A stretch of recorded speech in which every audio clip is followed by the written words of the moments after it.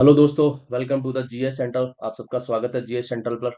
और आज हम लोग बात करने वाले हैं 70वीं बीपीएससी की मेंस के रिगार्डिंग कि क्या कट ऑफ रहने वाला है इसका, और क्या कॉपी चेक जो हो रही है उसमें कितनी कॉपी चेक हो चुकी हैं। लेकिन उससे पहले हम लोग आज बात करेंगे 71 में की जो प्रीलिम्स हुआ है उसके रिगार्डिंग। तो जो 71वां प्रीलिम्स हुआ है उसकी मेरिट क्या रहने वाली है, तो बहुत सारे आपको एनालिसिस मिल गए होंगे, बहुत सारी कट ऑफ के वीडियोस मिल गए होंगे। लेकिन जिस हिसाब से पेपर इस बार टफ आया है, उस हिसाब से करंट अफेयर्स की बात करोगे तो करंट अफेयर्स में इतना डेटा था जिसकी उम्मीद प्रीलिम्स देने वाला बच्चा बीपीएससी का नहीं करके जाता है कि इस डेटा के हिसाब से क्वेश्चंस आएंगे। तो प्रीलिम्स में 40+ क्वेश्चंस आए, उसकी वजह से बच्चों की बहुत ज्यादा हालत खराब हो गई थी। और साइंस की अगर बात करोगे आप, साइंस की अगर बात करोगे तो साइंस में बहुत सारे न्यूमेरिकल्स वाले क्वेश्चंस थे। बायोलॉजी में बहुत अच्छे अच्छे क्वेश्चन पूछ रखे थे। पहले क्या होता था, 30 क्वेश्चन आते थे तो साइंस के जो बैकग्राउंड के जो बच्चे होते थे उसको आराम से वो लोग कर लिया करते थे और उनके 25 मार्क्स तक आ जाया करते थे। लेकिन इस बार 15 से ऊपर कोई भी नहीं जा रहा है, सबकी हालत खराब है। करंट अफेयर्स में जो डेटा दे रखा था उसके हिसाब से बहुत सारे लोगों के क्वेश्चन गलत हुए हैं। और जो ऑप्शन डी दे रखा था, मोर देन वन वाला जो दे रखा था ऑप्शन, उसने बहुत सारे बच्चों को क्वेश्चंस गलत कराए।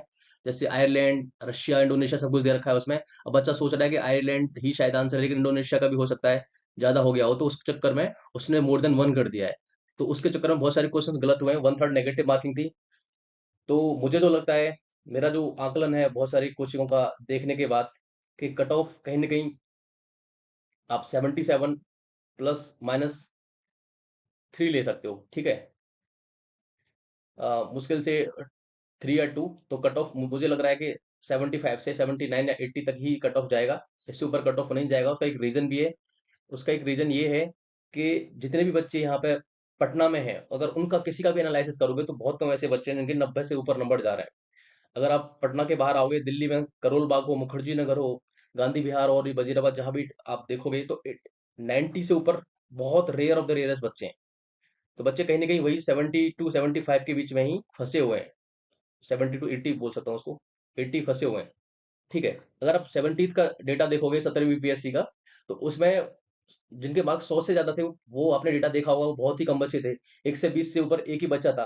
तो इस बार पेपर 70वीं से बहुत ज्यादा टफ है।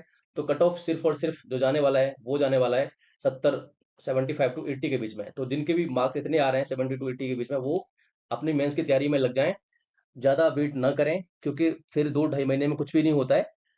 ओके, तो 75 से 80 के बीच में जिनके भी मार्क्स आ रहे हैं वो लोग तैयारी करें, ठीक है। हम आगे नेक्स्ट बात करेंगे 70वीं बीपीएससी के मेंस के बारे में।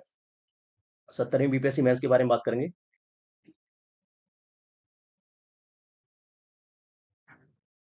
ये अगर आप देखोगे तो ये 25 अप्रैल से लेके 29 अप्रैल के बीच में पेपर हुआ था, ठीक है। और अभी तक इसकी कॉपियां शायद चेक हो रही हैं या 90% हो चुकी हैं। तो इसका प्रॉब्ली जो रिजल्ट है वो अक्टूबर एंड में आएगा, अक्टूबर लास्ट वीक, ठीक है, से 15 नवंबर के बीच में आपका रिजल्ट देखने को मिल जाएगा। तो आप लोग इंटरव्यू की तैयारी करें, जिनके मार्क्स करीब करीब 405 से लेके 420 के बीच में बन रहे हैं। बन रहे का मतलब है कि एस्टिमेटेड मेंस की यूआर की जो कट ऑफ है वो इतनी ही जाएगी। अभी आकलन करेंगे क्यों, ठीक है। पिछली बार जो 69 बीपीएससी थी उसकी जो कट ऑफ थी वो 469 या 66 थी मेरे ख्याल से, ओके, ठीक है। उससे बहुत कम मेरिट नीचे जाने वाली है। उसका एक रीजन है, वो हम आकलन करने वाले हैं कुछ इस तरीके से, कि अगर आप जीएस 1 की बात करोगे, जीएस 1 की बात करोगे तो जीएस 1 में डेटा इंटरप्रिटेशन, डीआई, प्लस के करंट अफेयर्स और आपका हिस्ट्री वाला सेक्शन था, ठीक है।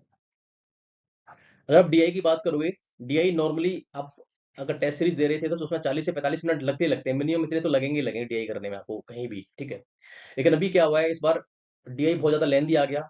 उसके चलते क्या हुआ, ऑन एन एवरेज 1 घंटे से ज्यादा ही लोगों को लगा, ठीक है। तो सबको ये लग रहा था कि मेरा 1 घंटा लग गया, मैं तो वहाँ 40 मिनट में कर लिया करता था। तो उसके चक्कर में वो होपलेस हुआ और उसने आगे का जो पेपर है वो खराब किया। क्योंकि 1 घंटे कुछ लड़कों के एक एक 1 घंटे 15 मिनट या 1 घंटे 30 मिनट तक में भी डीआई हुआ है। तो बहुत कम टाइम बचा, 2 घंटे से भी कम टाइम बचा, जिसमें हमें करंट अफेयर्स कवर करनी थी और हिस्ट्री कवर करनी थी। हिस्ट्री तो वही जो आता है कन्वेंशनल हिस्ट्री, वही पूछा गया था। लेकिन अगर आप करंट अफेयर्स की बात करोगे तो करंट अफेयर्स में कुछ क्वेश्चंस इस तरीके से जो नए नए क्वेश्चंस थे, जैसे ट्रम्प ने जो यूएसए में जो विड्रॉल किया है पेरिस एग्रीमेंट से, ठीक है, क्लाइमेट एग्रीमेंट जो था 2050 वाला, उसमें से उसने विड्रॉल कर लिया था, या डब्ल्यूएचओ से उसने विड्रॉल कर लिया है, या यूनिसेफ से उसने विड्रॉल कर लिया है। तो उसके चक्कर में यूएसए और वर्ल्ड पे उसका क्या इफेक्ट पड़ेगा। या करंट अफेयर्स में ये पूछा गया था कि दिल्ली कोalition सरकार जो आम आदमी पार्टी की थी, अगर वो कोalition कर लेती कांग्रेस के साथ या किसी और पार्टी के साथ, तो क्या रिजल्ट्स होते। तो काफी अच्छे क्वेश्चंस थे करंट अफेयर्स में, उसके चलते ये पेपर थोड़ा लेंदी हो गया। सबसे पहले डीआई की वजह से लेंदी हो गया। डीआई के क्वेश्चंस इतने ज्यादा थे कि बच्चे उसको कर नहीं पा रहे थे, और ऊपर से पेज नहीं बचे थे बच्चों के पास, जो रफ के लिए जो यूज होते हैं, बच्चों ने वहां पे भी उनको जाके लिखा है। उसके चक्कर में वो क्वेश्चंस चेक तो नहीं होने वाले हैं। ओके, क्योंकि वहाँ जो क्यूआर स्कैनर होता है वो उसको स्कैन नहीं कर पाएगा। तो उसके चलते आपके नंबर, अगर जीएस वन में, अगर आपके नंबर जीएस वन में 135 से 140 के बीच में बन रहा है, मैं 135 से 40 ऐसे नहीं हवा में फेंक रहा हूँ, ये इसलिए बोल रहा हूँ क्योंकि डीआई में दो क्वेश्चन सबके गलत हुए हैं। डीआई में मार्क्स कम जाने वाले हैं। डीआई में जो टाइम लगा, एक तो टाइम लगा, ऊपर से बच्चे के क्वेश्चंस गलत हो गए, ऊपर से जो आगे के जो करंट अफेयर्स और हिस्ट्री वाला सेक्शन है उसमें वो अच्छा परफॉर्मेंस नहीं कर पाया, हॉपलेस हो गया, घबरा गया, परेशान हो गया, उसके चक्कर में वो आगे वाले क्वेश्चंस को भी बहुत अच्छे तरीके से नहीं कर पाया। जिसके जीएस वन में 140 135 टू 140 बन रहा है, वो बहुत अच्छे मार्क्स इस बार माने जाएंगे। ठीक है, अगर जीएस टू की हम बात करते हैं, जीएस टू की अगर बात करोगे आप, जीएस टू की अगर बात करोगे तो इसमें polity plus geography and science and tech, ये वाला सेक्शन आता है। अगर पॉलिटी की बात करोगे तो वही कन्वेंशनल क्वेश्चंस थे, गवर्नर से रिलेटेड, जो Stalin versus governor of Tamil Nadu जो इशू चल रहा था उसी के रिगार्डिंग के बिल को वो रख लेते हैं, उसके रिगार्डिंग क्वेश्चंस था। पॉलिटी में काफी अच्छे ठीक ठाक क्वेश्चन थे। और मैं इसको मॉडरेट वे में ही रखूंगा, ये टफ न बोलूंगा, नहीं इसको इजी बोलूंगा, ये मॉडरेट थी। ज्योग्राफी की बात करोगे, ज्योग्राफी में अच्छे कौन से क्वेश्चन थे इस बार। Alluvial soil, the alluvial soil क्या होती है, ठीक है, उससे रिलेटेड क्वेश्चन थे, जो कि डी एलुवियल सॉइल के बारे में जनरली बच्चों को नहीं पता होता है, ना उतना पढ़ते हैं वो एलुवियल सॉइल, रेड सॉइल, स्वयं soil, desert soil, arid soil, और ये सारी की सारी जो सॉइल होती हैं, लेटराइट सॉइल के बारे में बच्चा पढ़ता है, पर डी एलुवियल सॉइल क्या होती है वो जनरली बच्चा नहीं पढ़ के जाता है, और ना ही उनको बहुत ज्यादा टेस्ट सीरीज में कोचिंग में पढ़ाई गई थी। अगर साइंस एंड टेक की बात करोगे, साइंस एंड टेक में क्या था कि पहला जो क्वेश्चन आता है उसके सब पार्ट्स होते हैं, A B C D E, लेकिन इस बार एफ भी पूछ लिया है, यानी कि पहले क्वेश्चंस में 6 क्वेश्चंस पूछ लिए गए छोटे वाले, ये क्वेश्चंस बढ़ा, उसके चक्कर में क्वेश्चन लेंथी हो गए साइंस एंड टेक में। और ये जो टोटल सेकंड पेपर है, इसमें बच्चे बहुत कुछ क्वेश्चन छूट भी गए बहुत सारे बच्चों के, ये भी शिकायतें आई थी। तो वैसे भी आप जीएस टू की बात करोगे तो इसमें एनवायरमेंट, साइंस एंड टेक ये सब होता है, तो इसमें मार्किंग वैसे भी बहुत कम होती है। तो इसमें अगर आपके 125 के आसपास अगर आपके नंबर आ रहे हैं, तो बहुत अच्छे नंबर माने जाएंगे इंटरव्यू के लिए। ठीक है, तो जीएस टू का ये सीन है। अगर आप बात करोगे ऐसे वाले सेक्शन की, ठीक है, अगर आप ऐसे वाले सेक्शन की बात करोगे, तो ऐसे वाला सेक्शन भी मॉडरेट ही था, इजी नहीं बोलूंगा उसको मैं, क्योंकि वुमन एम्पावरमेंट के बारे में डायरेक्ट क्वेश्चन नहीं पूछा गया था ऐसे में, वो पूछा गया था कैसे क्या रूल्स हैं सोसाइटी में जो वुमन एम्पावरमेंट को रिटार्ड करते हैं, रोकते हैं, हिंडर करते हैं। ठीक है, वो डायरेक्ट क्वेश्चन नहीं था, उसमें थोड़ा सा टेक्निकल ग्लिचेस थे, और इन्वायरमेंट से रिलेटेड भी कुछ अच्छे ऐसे इस बार देखे गए थे, तो ऐसे भी ठीक थे।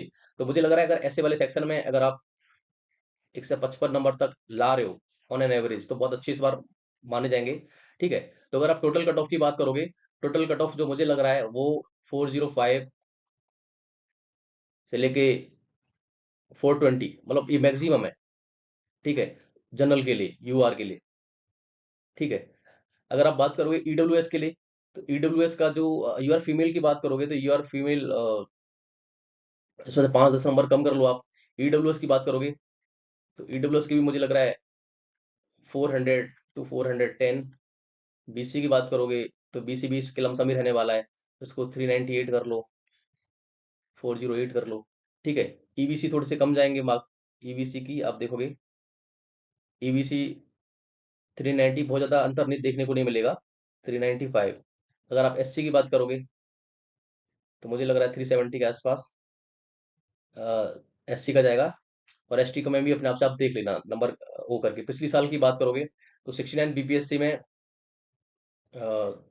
69 बीपीएससी की बात करोगे तो 69 बीपीएससी में जो मेरिट गई थी मेंस की, तो वो 69 में थी 466। ठीक है, 69 मेंस की बात करते हैं।